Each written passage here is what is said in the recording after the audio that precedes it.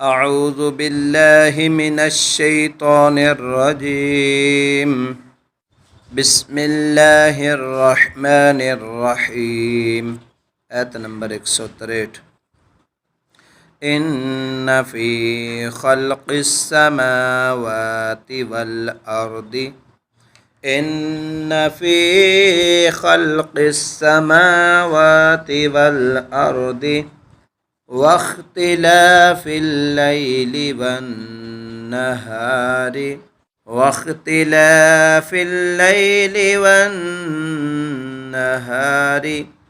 والفلك التي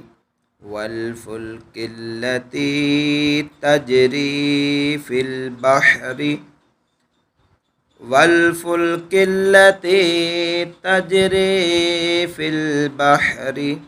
بما ينفع الناس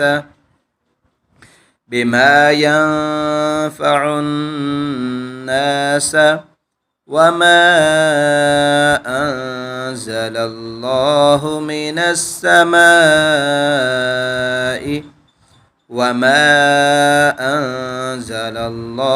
من السماء من ماء فأحيا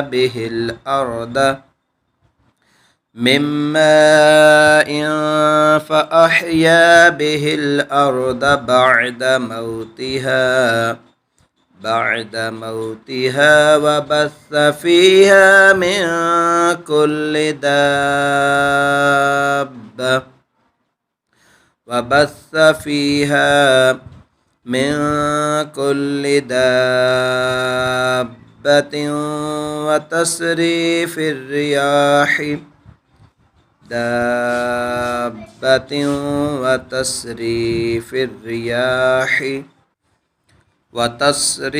الرياح والسحاب المسخر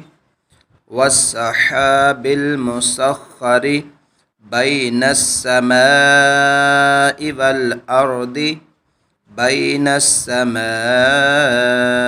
والأرض لآيات لقوم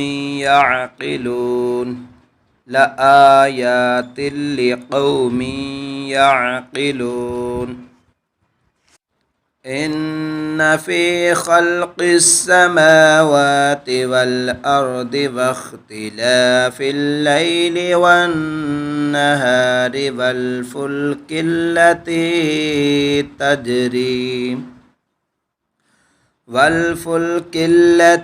تجري في البحر بما ينفع الناس وما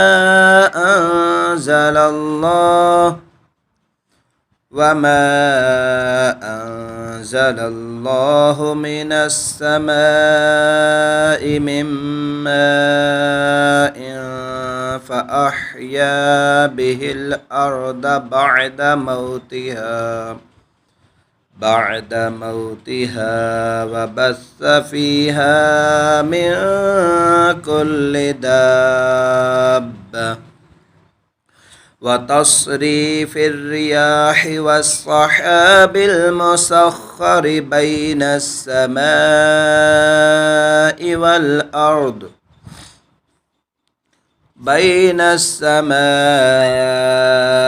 والأرض لآيات لقوم يعقلون.